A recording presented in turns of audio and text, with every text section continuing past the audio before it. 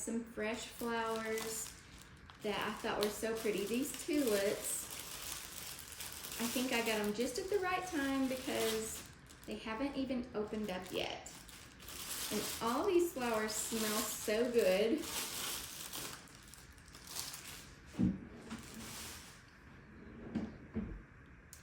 So I just picked a few different kinds up and thought I would make a little arrangement for the kitchen this week.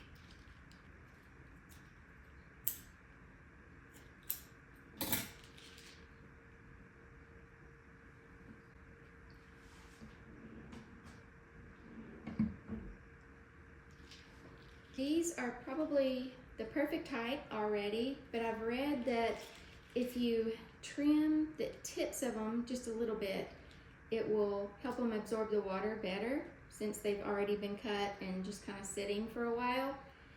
So hopefully I won't get them too short. I'm gonna go ahead and trim just the tips off.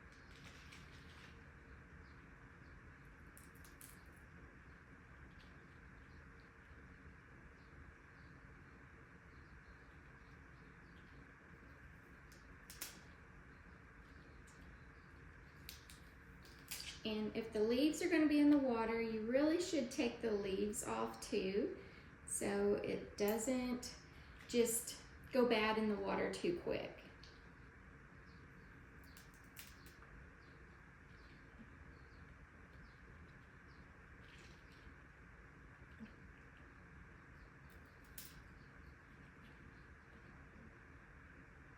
These flowers smell so good. I don't know if it's the tulips or them. I think it's the tulips.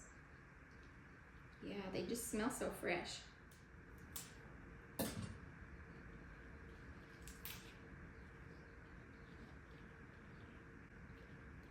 Now these are pretty enough. I think this would be nice to just leave just like this.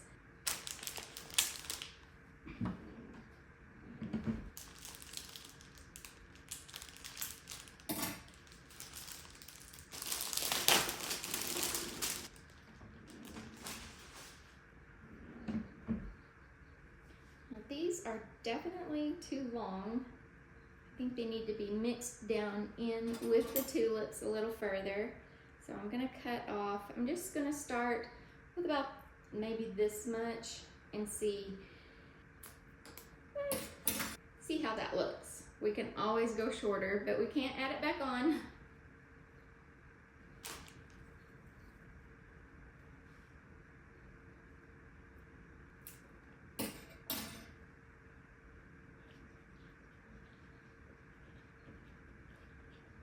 Go a little shorter with that one.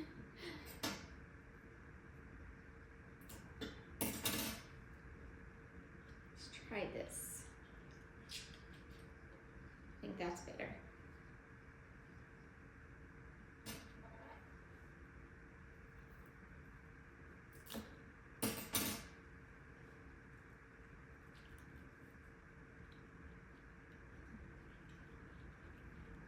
There we go.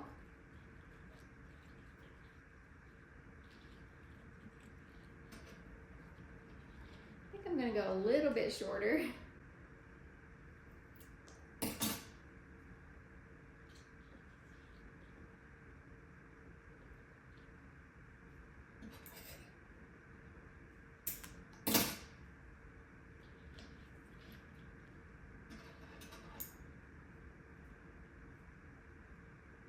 I know I'm probably being way too picky here. Sometimes I can be like that.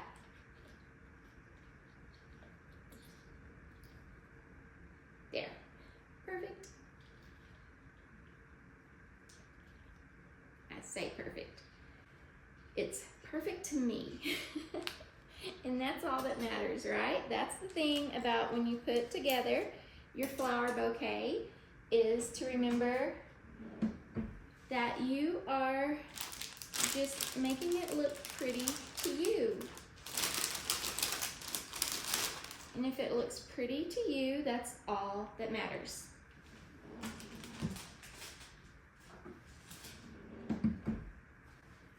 This is kind of a lot, so I may not use all of these.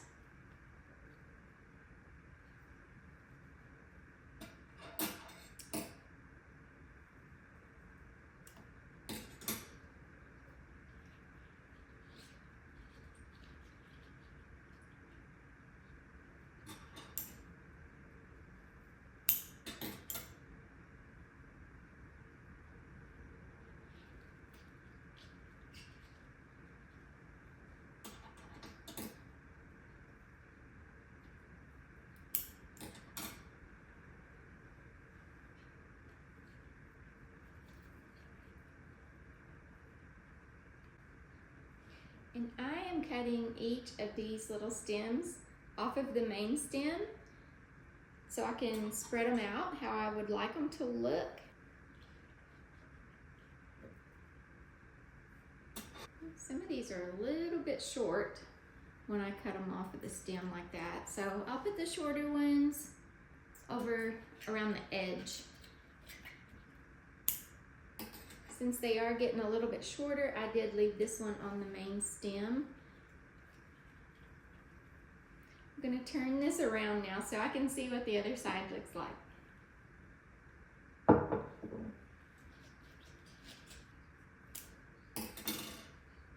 There's another one that's a little bit longer. They go right here in the middle. Don't know if I should try to fit any more of these in here or not. I think that looks pretty good. I'm gonna call it finished. So this is my flowers for the week.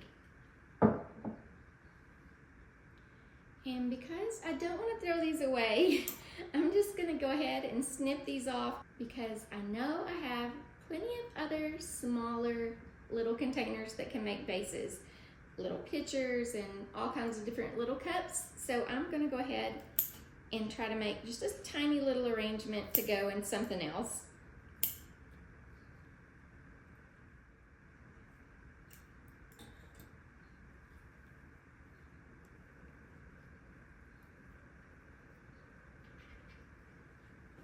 Found one of my little marmalade jars. See if they'll work in there. They may not. This tiny little ironstone pitcher that I think will be just perfect for some little flowers. I'll add a little water. Oops, that's a little bit more water than needed. Let me dry it off.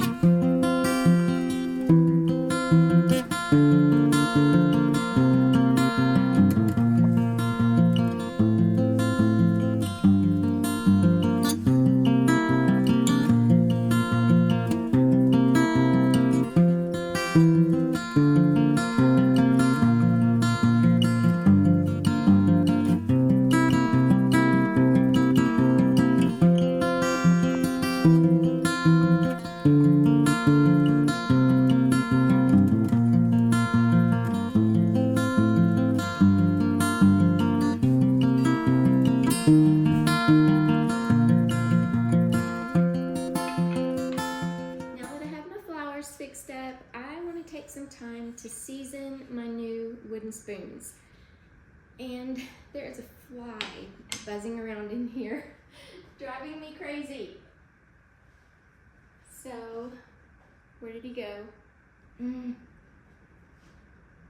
Actually, there's more than one in here. There's one.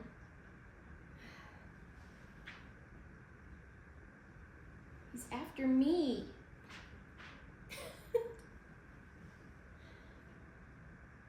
Go. Oh my goodness, how many flies are in here?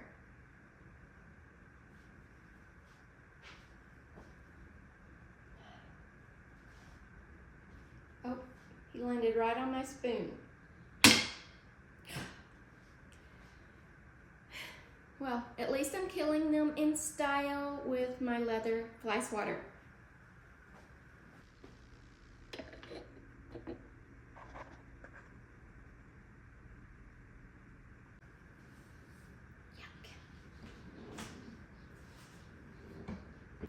Hopefully they're not the New World screwworm flies.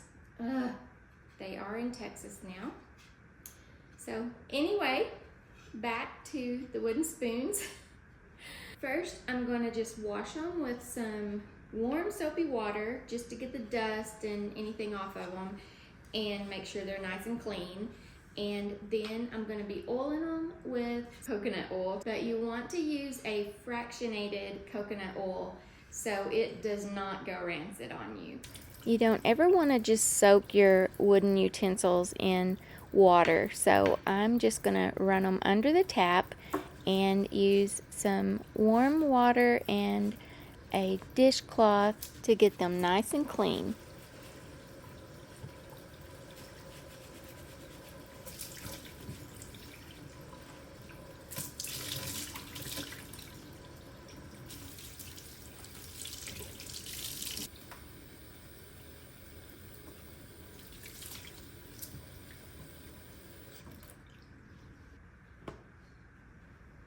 Now I'm just going to dry them off with a towel.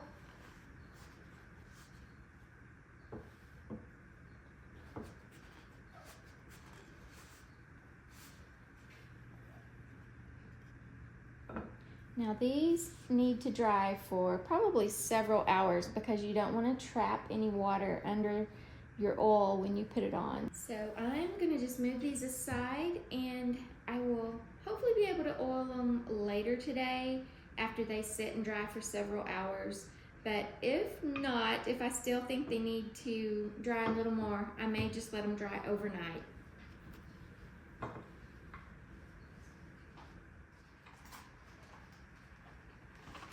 Now I'm going to make some strawberry banana homemade ice cream. It sounds so good.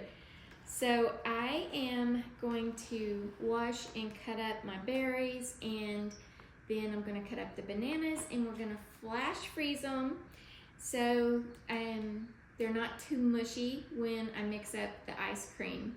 That's going to take a couple of hours, but let's at least get that part started. These strawberries look so good. They're all so big and dark red, most of them. Some of them are a little lighter, but I just think they're going to be really good strawberries.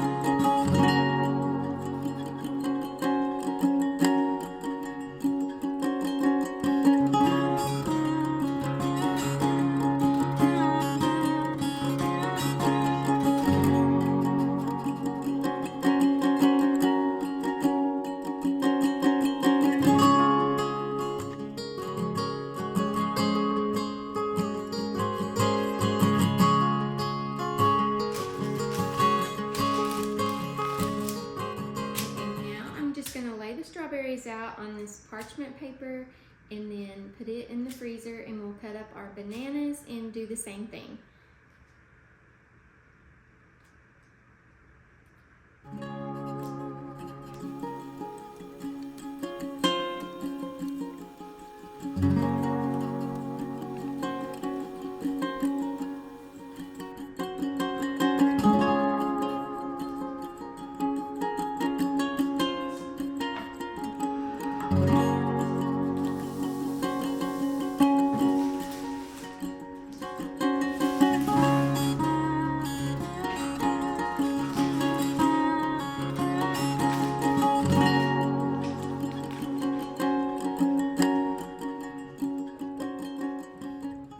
Cut up 4 bananas, and I cut them all about 1/4 to 1/2 inch in thickness, so hopefully they will freeze fairly quickly.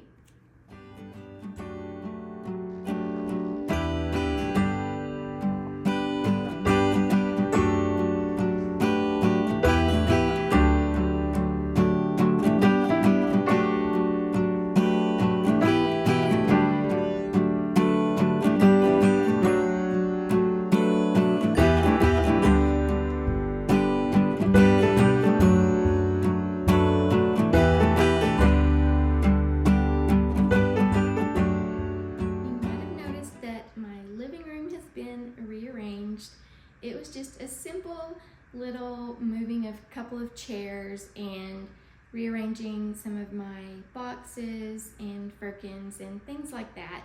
So it wasn't a huge redo, but I thought I would share it with you. I do like how it turned out.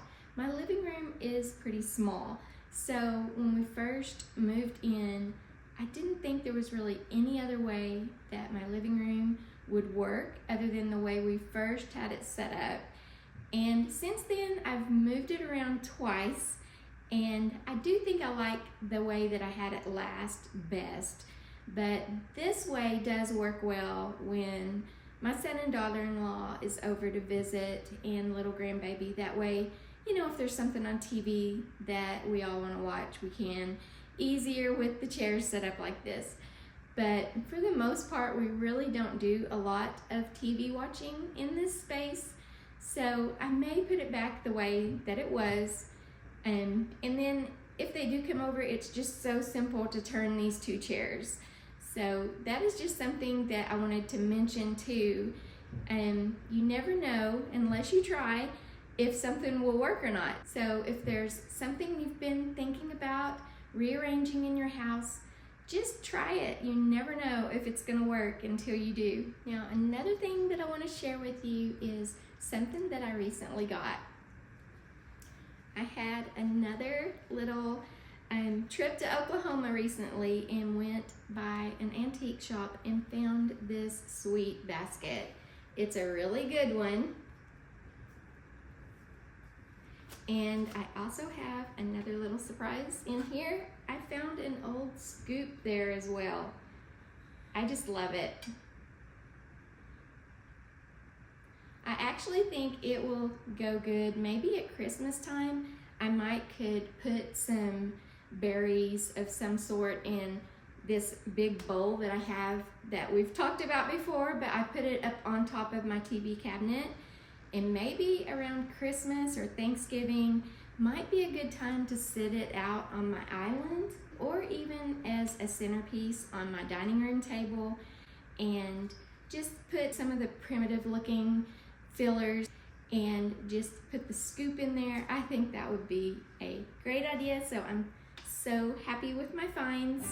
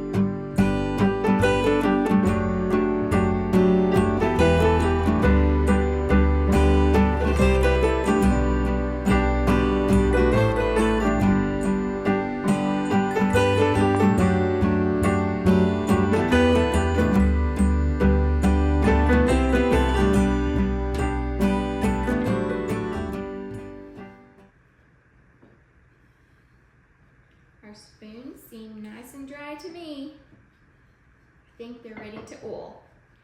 Now, I know the most used oil probably is food grade mineral oil, and it's, I know, supposed to be good for oiling your woods and spoons and cutting boards and just any kind of wood that you use for food. And there's also other oils that people use. I know there's one called tongue oil that is supposed to be also a good one to use. But today I am just going to be using some fractionated coconut oil, and you can find this in the cooking section of your grocery stores. But I am just going to pour a little into a bowl.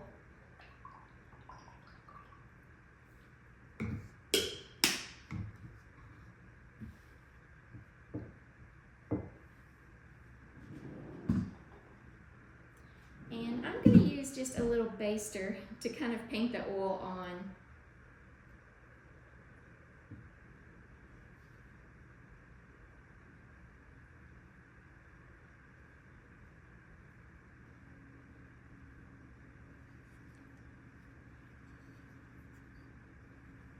You just want to coat it good. It's okay if it gets on your hands. Some people, I guess, would even do it by rubbing it with their hands.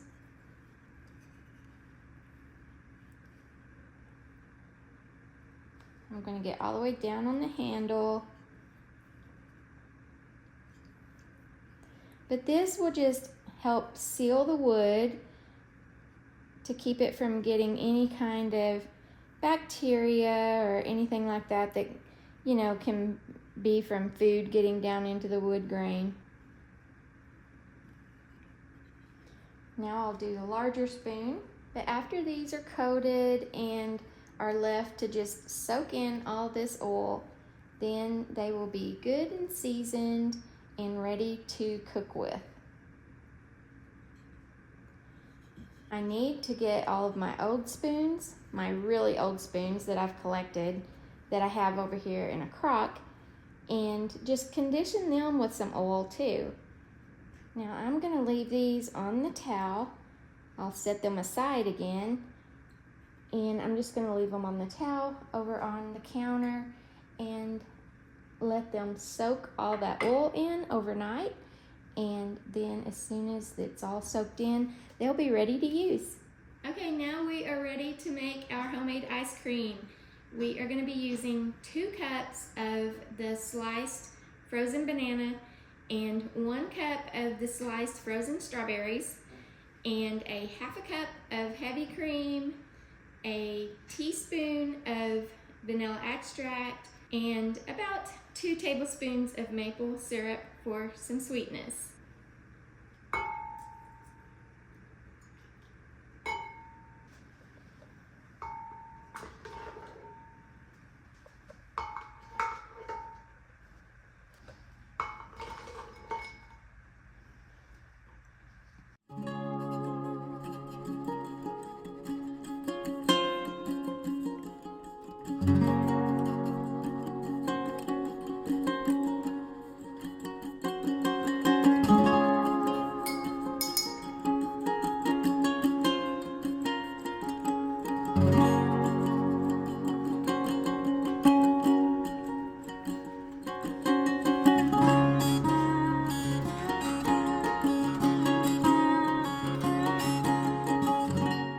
Now that all my ingredients are in the blender, I'm going to just give it some quick pulses, and then I will stir it and push all the berries and bananas down towards the blades, and I'll do this several times. But it is important not to overblend it because, as you probably know, heavy cream starts turning into butter if it's mixed too much.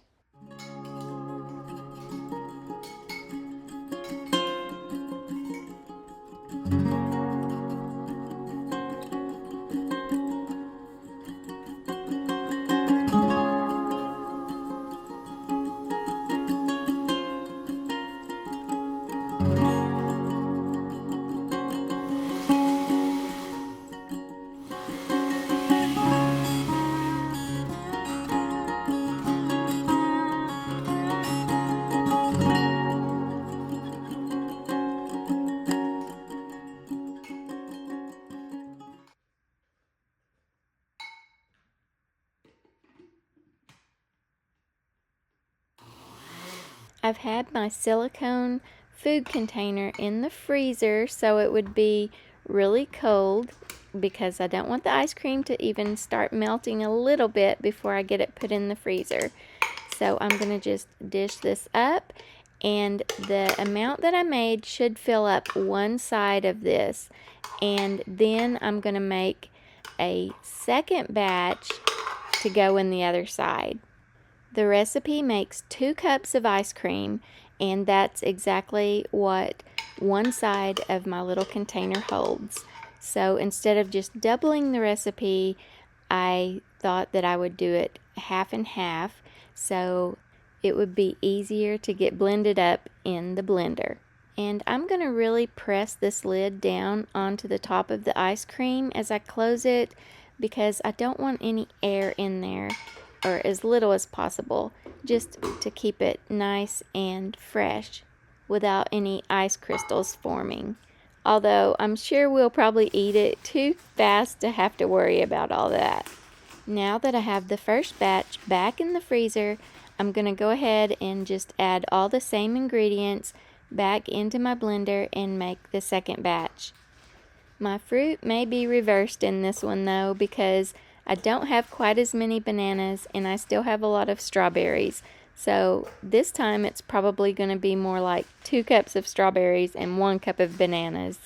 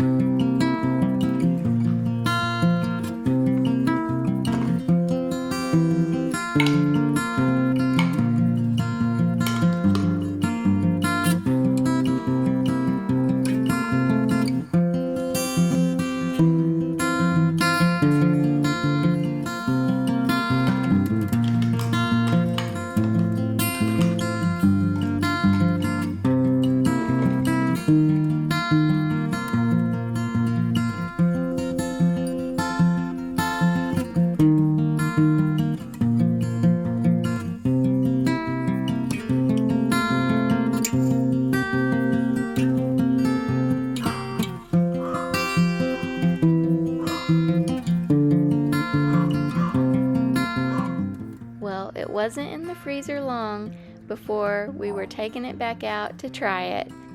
Chris just came in from doing some yard work, so this is going to be a nice cool treat for this really hot day. Had we left the ice cream in the freezer a little longer, it would be a more solid ice cream than this, but we kind of rushed it, but that's okay. It is going to be just as good, if not better, in this really soft, creamy state. You can also tell just by looking which side of the ice creams that I put more bananas in or more strawberries in. One is definitely a little more pink. I'm sure they're both going to taste really good though. The ideas for flavoring for this ice cream are just really endless though. You could put Butterfinger or any kind of flavoring that you like in this and make your favorite ice cream. Let me know what your favorite flavors are and what you would like to put in your ice cream if you made this. I'm pretty sure I'm dishing up way too much ice cream for us, but I guess we can save what we don't eat. I'll give Chris the larger portion and I'll take the smaller one. Well, I'm going to get this ice cream sealed back up and put back in the freezer and go have our ice cream treat. And I'm going to leave you with some views from around the farmhouse. So I just want to thank you all for being here today, and I will see you in the next one.